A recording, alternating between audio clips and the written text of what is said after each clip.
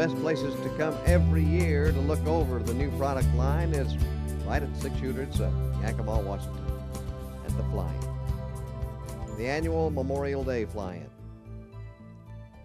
And there's no better place for you to go see those improvements and talk to all of the reps and everybody that is closely involved in the technical aspects of Six Chuter's product than at the fly-in every year, every Memorial Day. It's called the Yakima Reunion, and it takes on a reunion-type atmosphere.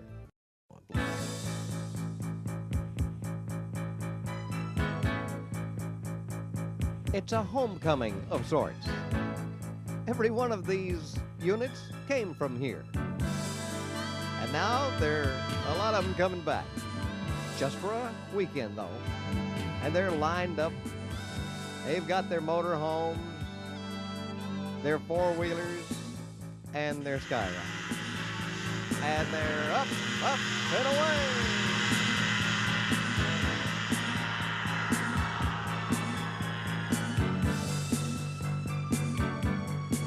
And one right after another, they take to the sky.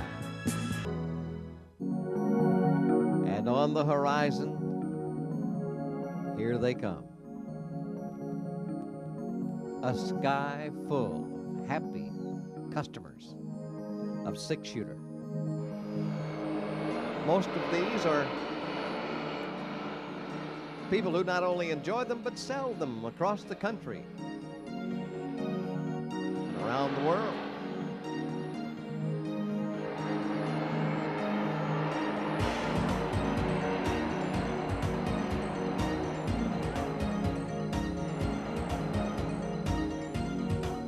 The Yakima Reunion, every Memorial Day, sort of a homecoming for Six Chuter and their customers and their dealers.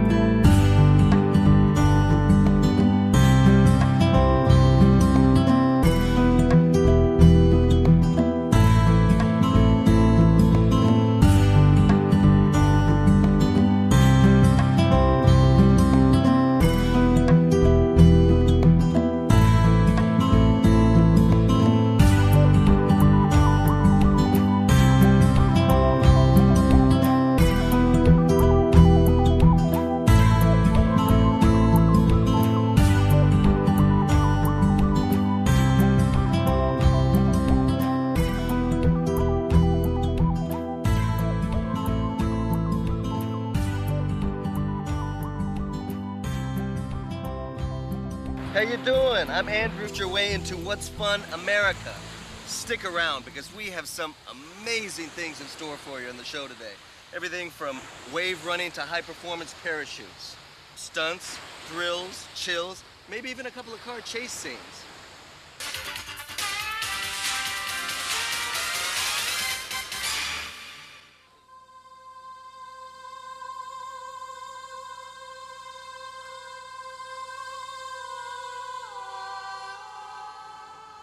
So you like the idea of parachuting, but aren't big about leaping out of an airplane?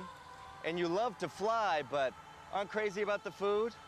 You fantasize about being in the cockpit behind the controls, but the cost of a pilot's license just doesn't fit into your budget? What do? Ah, the Skyrider, of course. This dynamic aircraft is generally referred to as a powered parachute, but it's classified as an ultralight. Aviation enthusiasts as well as daydreamers have found this innovative design to be the answer to the question, what's fun America?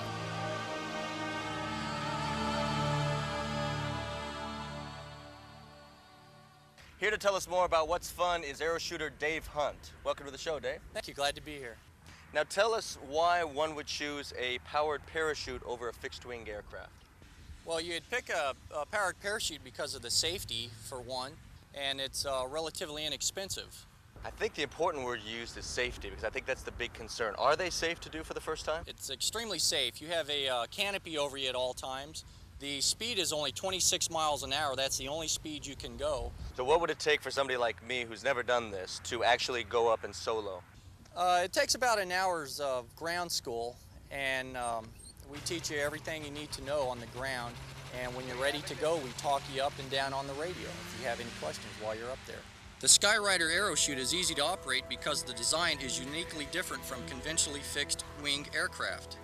In order to increase or decrease altitude, you simply adjust the throttle. If you want to turn right or left, push in the rudder pedals. The pendulum stability of the craft below the canopy takes care of everything else.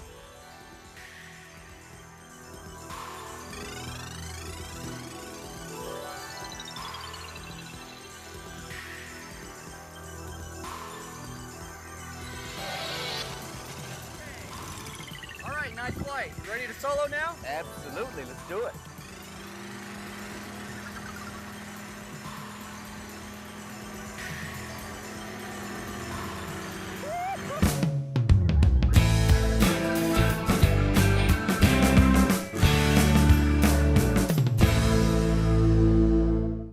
Tactical to practical.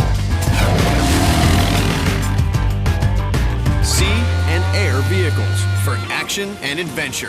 Man, this thing handles like a champ. The invention of the Regalo wing gave birth to hang gliding and also to sports like paragliding. These guys open up a parachute-like wing, harness the air, and soar for hours. But what if there's no wind?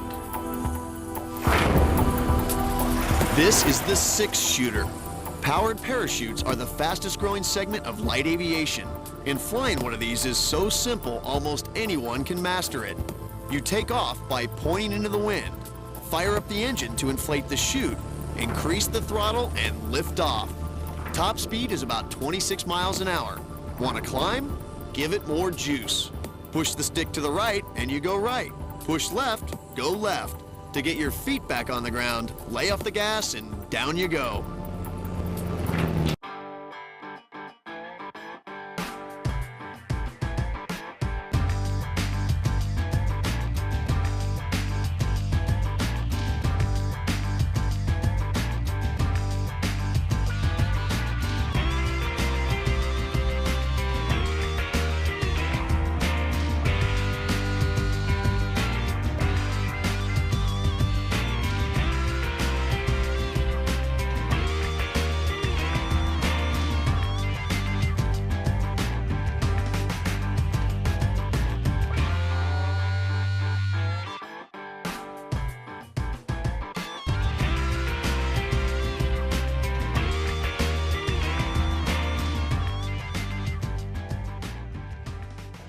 Oh, look at that crowd. Isn't that exciting? Nothing quite like an exciting night out at the movies. The world is not enough. we're going to the James Bond movie, 007, The World Is Not Enough. Well, you're here. I have 2 tickets. This one's for me. This one's for you.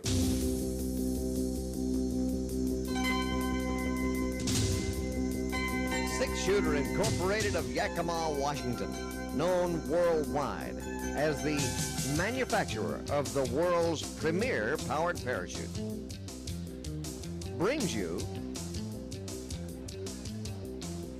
The Sky Is Not the Limit.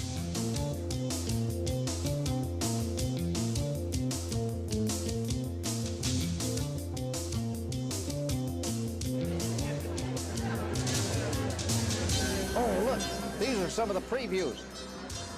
And those are the Parahawks I've heard so much about.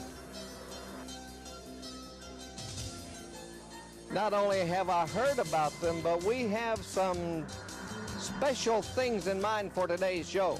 We're going to introduce you to the man who pilots those Parahawks. Oh, hey, Tim, what's happening? Oh, hey, Ken. You ladies found him, did you? Yes. Oh, this is something, isn't it? Wow. Oh, thank you. How would you like to fly one of those? I'd love to.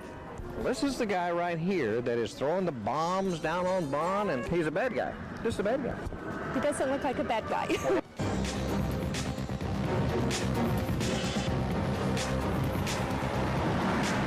What was it like? Frigid temperatures, high altitudes, Bad working conditions. terrible working conditions, long hours, sun up, sun down, day in, day out. And here's the real strange thing. You know, they were over there for what? I know Tim was there for what, a couple of months? Yeah, 2 months, And they had about 4.5 minutes of that in the movie. roughly about 4.5. No wonder they spend so much money on these movies. Yeah. How much they figure they spent on this? Total movie around 120 million, But it grossed like 30 the first week, didn't it? around $38 million.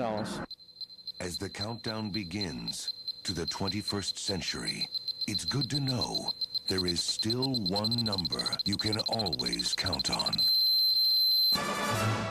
Bond. Bond. Can't you just say hello like a normal person? You bleed. And the second? Always have an escape plan. Life's full of small challenges. And the danger hits too close to home. I have to get it back, or somebody's gonna have my butt. First things first. I'm gonna find him. The world is not enough. How did this all come about with you being asked to be in this movie? These guys at Eon from England came to America looking for these powered parachutes. I had won the Nationals that year, went to the parachute manufacturers, started asking questions, wanted to know if there was somebody that was wild enough to fly some pretty wild stunts. My name got mentioned. Well, you know, these powered parachutes, we take them for granted because you and I both have been around them for a while, you longer than I, but still yet there are a lot of people who have still never seen them. The movie we're here to talk about today, The World Is Not Enough, James Bond 007, and we'll be right back after this.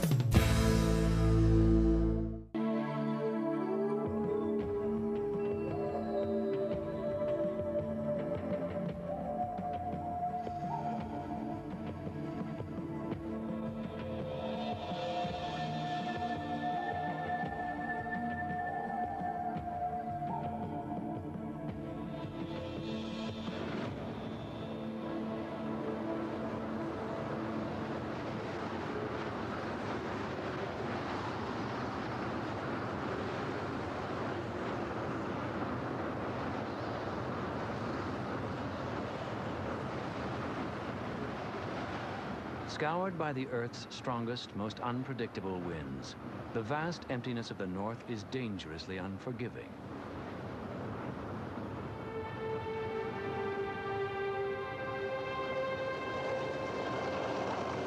Yet explorers have been lured here for centuries. Some came searching for the elusive passage to the west, others simply to challenge themselves in one of the world's harshest environments. Perhaps the greatest of them all was Henry Hudson, who sailed into Hudson Bay in 1611.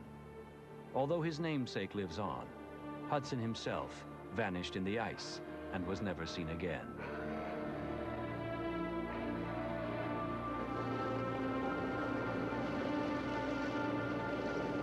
Seduced by history and adventure, explorers are still drawn north to experience its power from new perspectives.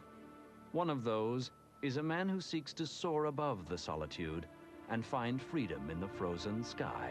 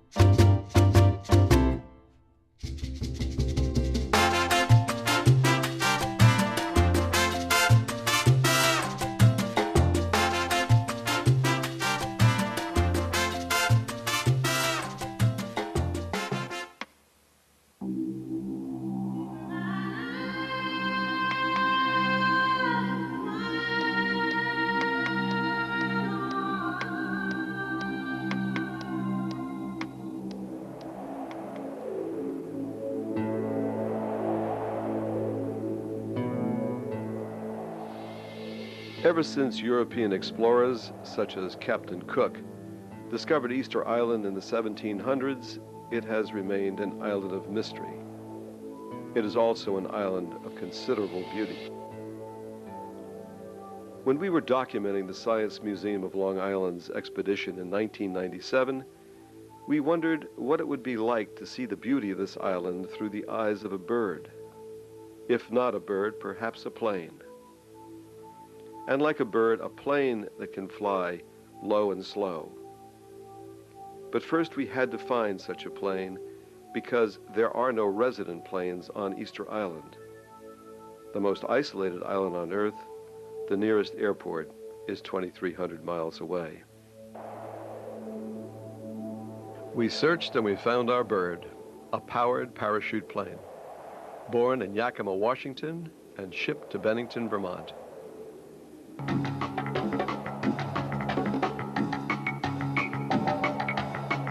After being assembled and tested in Bennington, Vermont, it was disassembled. Each piece, including spare parts and tools, were carefully wrapped and packaged in a crate and sent to John F. Kennedy Airport in New York.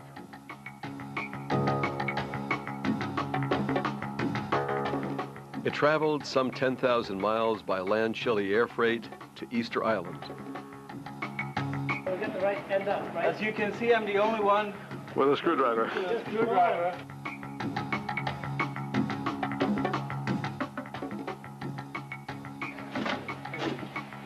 There it is. There it is.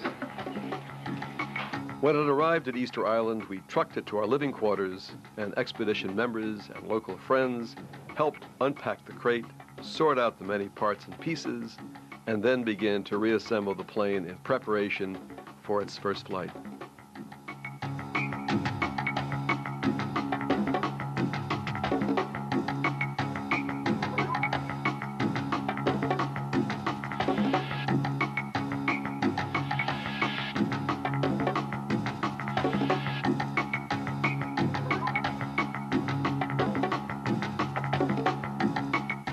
He has a template to measure pitch, isn't it?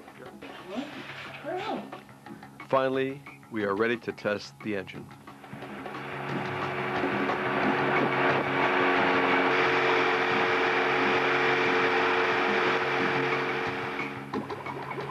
It sounds like a gun.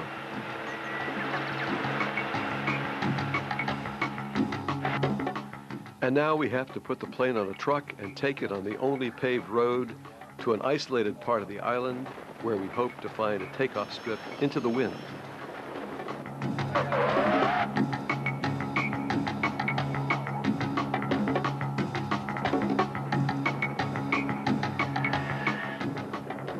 It looks like we found it, a dirt road between the famous Poiki Rise and the crater Ranariraku. It seems we have collected a crowd made up of expedition members and local Rapa Nui natives and their animals.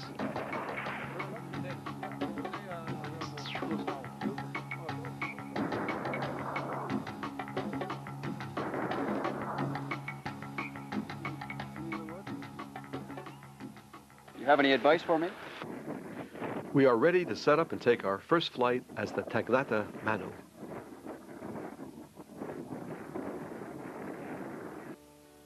This is a small step for mankind, a large step for us.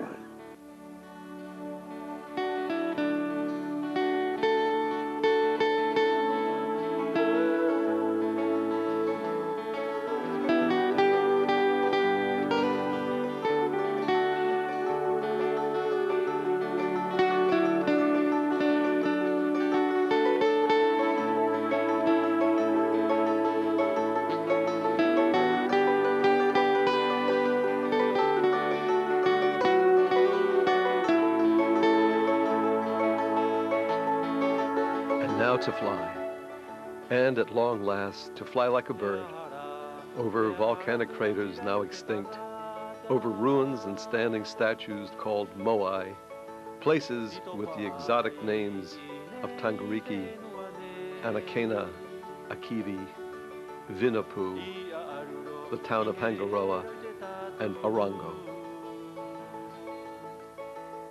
O haka ngai runga I te motu o te peru, aue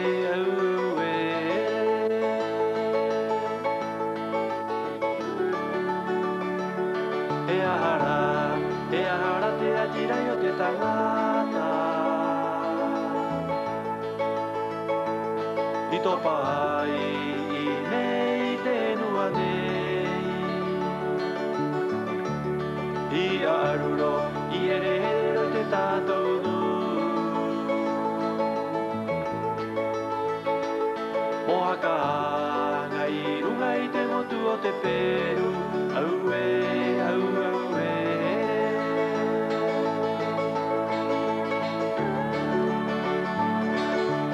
Ore a korua I te au o te amo Kai tu ki te o more o te mātou aka No mai a te akara o te mātamua Apiro mātou ki tō mātou pōni aue, au, aue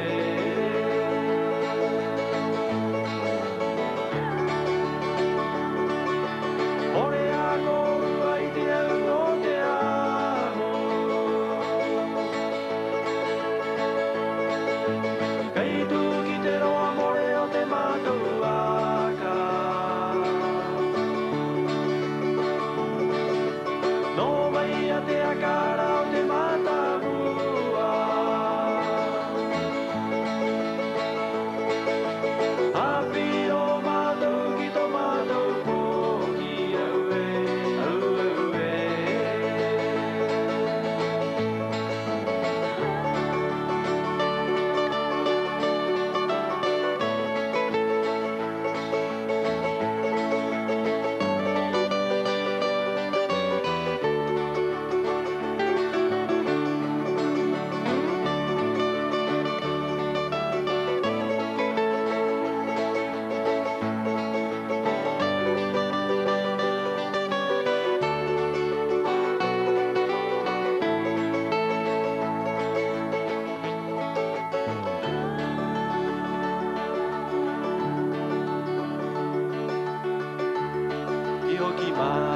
Ihoki mai ra te tātou nu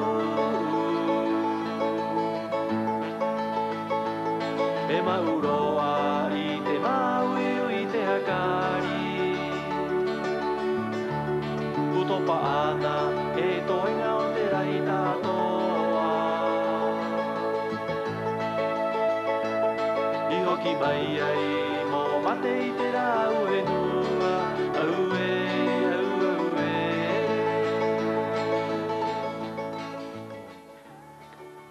As we approach the edge of the volcanic crater Ranakau and the religious center of Orongo, we are reminded of the original birdmen of the distant past, the original Tanyata Manu, who, once a year, climbed down the steep face of this crater, swam over to the large islet of Motunui to find the first egg of a bird called the sooty tern. The first to find an egg, swim back, and climb the cliff, represented their clan to rule this island until the next year.